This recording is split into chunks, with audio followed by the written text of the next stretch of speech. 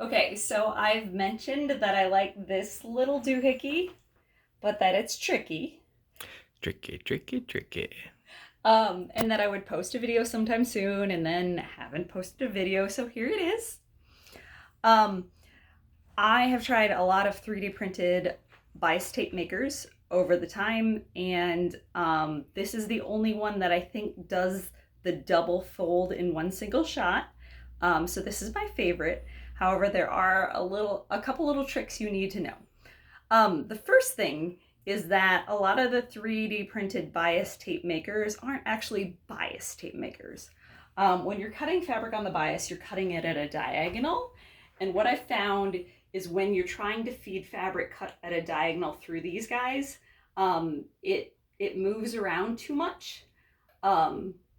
And so you want to cut it on the grain like we're going to do here. So cutting on the grain cuts either parallel or perpendicular to this selvage right here. We're making masks, so this is fine for that purpose, but if you're using actual true bias tape to go on curves, you're gonna want something else. But for making ties for masks, I really like this little guy. So the first thing you're gonna do is you're gonna look at the measurement right here, and that tells you how wide to cut your strip. The length, I usually recommend the width of fabric, which is about 45 inches, or because it's folded in half here, it's about 22 and a half. But we're gonna cut, because this says 1.5 inches, we're gonna cut a 1.5 inch strip.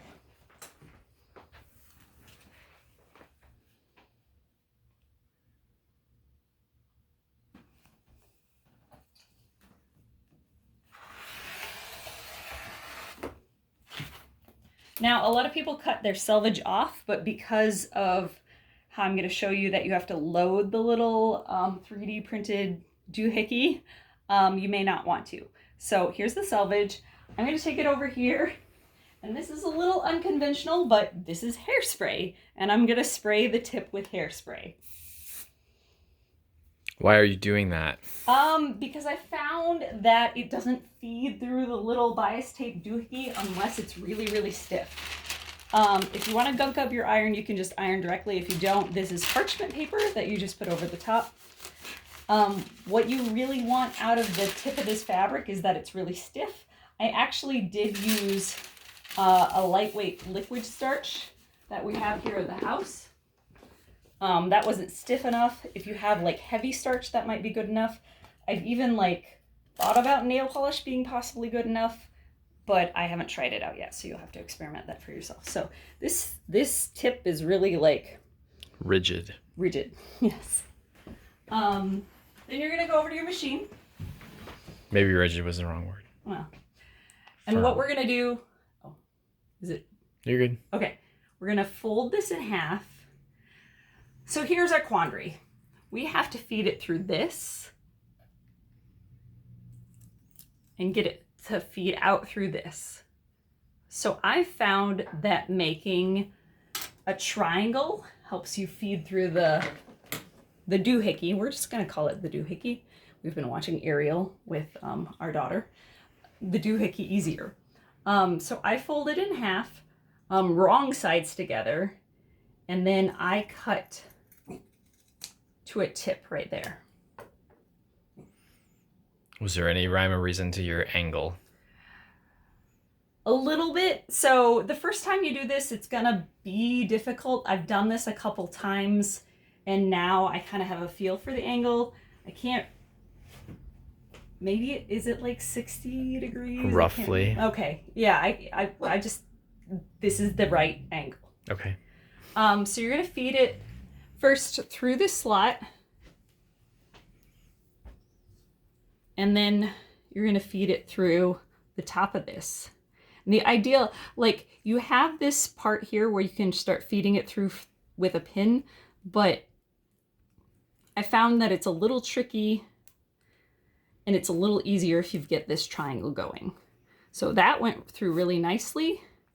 You want to check on this side that the fabric is actually folding around the way it's supposed to. I have had it fold back sometimes, and that's okay. You can just wiggle it back and forth between these two until you've got it folded under. I actually pull out a good 2 inches here, making sure it's folded under, and then I feed it into my machine.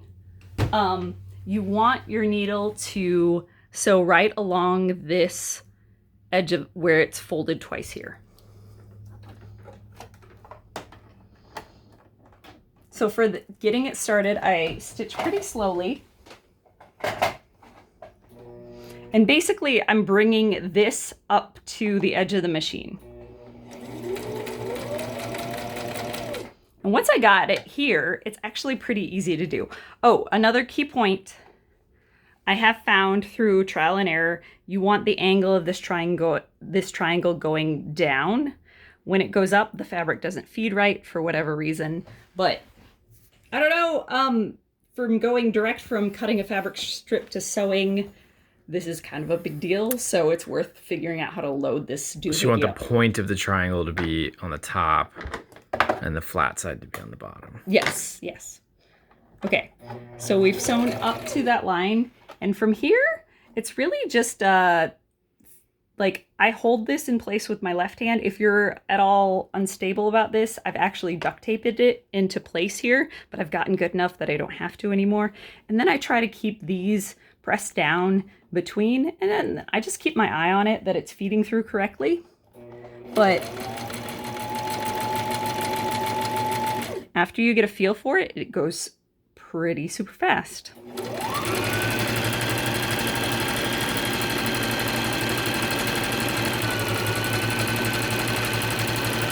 We actually have only lost speed there because our electricity goes out sometimes.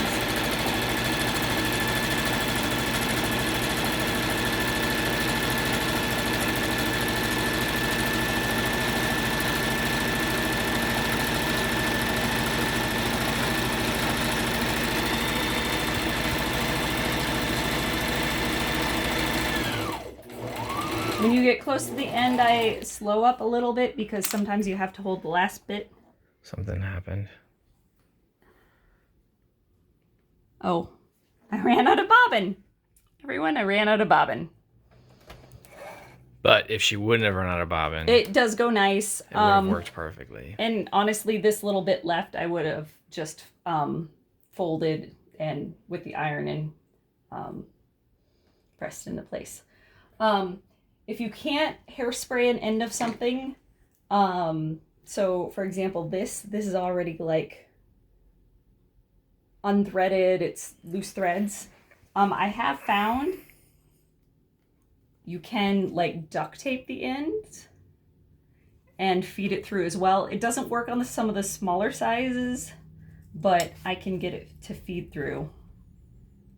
Again, it's all about getting your fabric through this rigid C and out the narrow opening over here in a way that still curves around.